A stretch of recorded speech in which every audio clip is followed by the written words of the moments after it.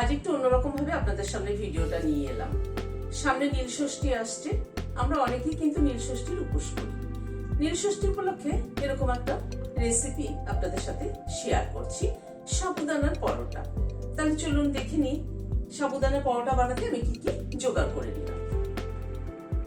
এখানে 50 গ্রাম মতো সাবুদানা ভালো করে ধুয়ে সারা রাত্রি ভিজিয়ে রেখেছিলাম।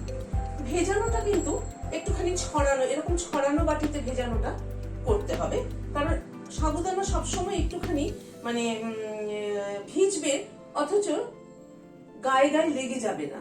সাবুদানার যে স্টার্চটা আছে সেটা যেন গায়ে গায়ে লেগে না যায়। দেখুন সাবুদানাটা কিরকম ভাবে ভিজিয়েছি, চাপ দিলে কিন্তু সাবুদানাটা ভেঙে যাচ্ছে, অথচ সাবুদানাটা কিন্তু সফট। সাবুদানাটার মধ্যে একটা আলু সেদ্ধ করে নিয়েছি, এই আলুটাকে গ্রেট করে দিয়ে দিচ্ছি।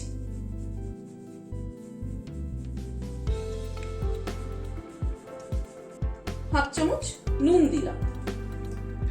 নুন কিন্তু সন্দক নুন ব্যবহার করলাম, যেহেতু এটা উপোসের দিনে ব্রতের রেসিপি, সেই জন্য সন্দক নুন ব্যবহার করলাম। এখানে আজওয়ান নিয়েছি 1 চামচ, আজওয়ানটা হাতে ক্রাশ করে দিয়ে দিলাম।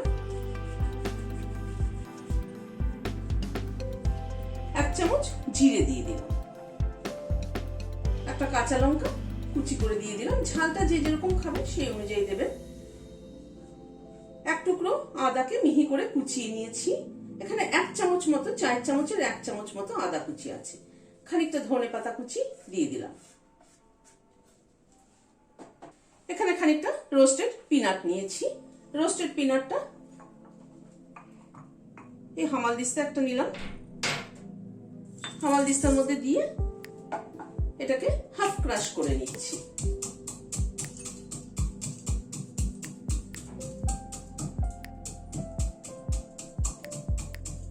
বাদামটাকে ক্রাশ করে নিলাম।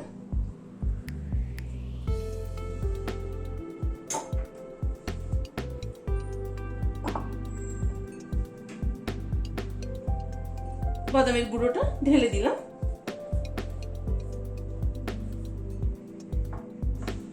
এখানে আটা দিলাম হাফ কাপ, মেজারিং কাপের হাফ কাপ আটা দিলাম। অল্প একটু চিনি দিলাম। 1 চামচ আমচুর পাউডার দিলাম। সবকিছুকে দিয়ে মেখে নিচ্ছি।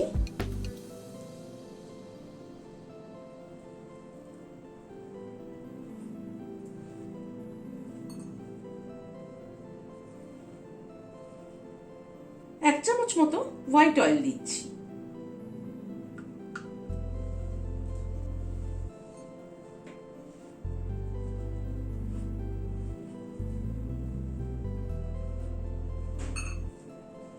প্রথমে এমনি আগে শুকনো এইভাবে মেখে নেব, তারপরে যদি মনে হয় যে হালকা একটু জলের ছিটে দিতে হবে, আমি যেমন এই মেজারিং কাপটার মধ্যে অল্প একটু জল নিয়েছি, জাস্ট একটুখানি ছিটা দিয়ে দিয়ে মাখবো।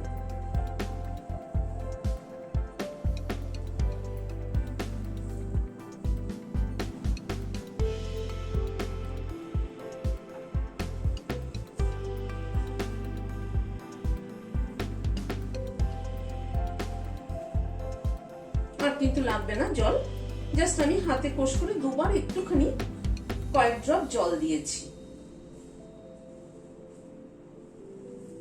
ডোটাকে মেখে তৈরি করে নিলাম। এবার এটাকে সাইডে সরিয়ে রাখছি। এখানে একটা বাটি নিলাম।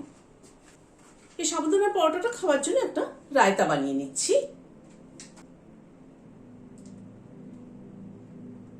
এখানে 2 টেবিল চামচ মতো দই নিলাম, অল্প একটু সন্দক নুন দিলাম, রোস্টেড জিরে পাউডার দিলাম অল্প একটু, 1/4 চামচ মতো। দইটাকে একটুখানি ফেটিয়ে নিচ্ছি।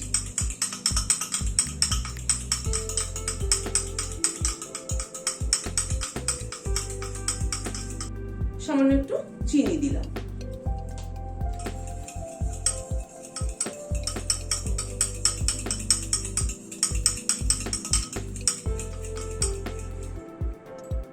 সব দিয়ে দইটাকে ফেটিয়ে নিলাম। এবার সল্টেড বোঁদে দিয়ে দিলাম। আমি বোঁদের রায়তা করলাম বলে বোঁদে দিলাম। আপনারা চাইলে এখানে শসার রায়তাও কিন্তু করতে পারেন।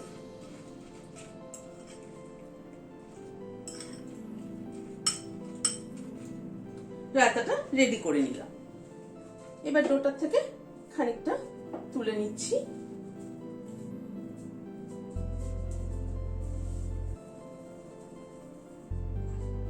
অল্প একটু আটা ছড়িয়ে নিলাম,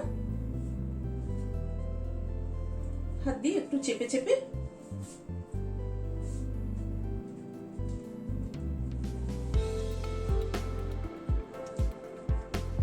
এটা কিন্তু হাত দিয়ে চেপে চেপেই করতে হবে।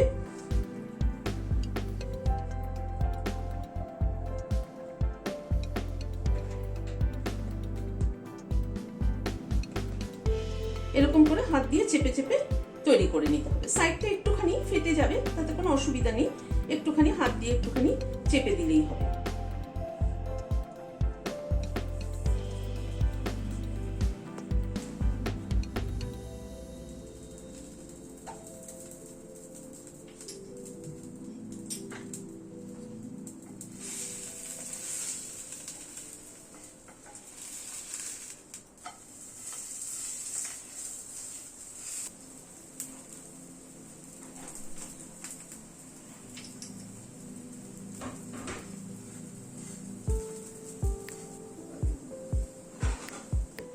এবার তুলে নিচ্ছি, একইভাবে আরো কটা ভেজে নিচ্ছি।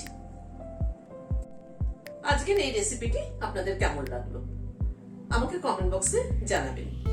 যদি ভালো লাগে তাহলে একটা লাইক এবং সাবস্ক্রাইব করার অনুরোধ রইল।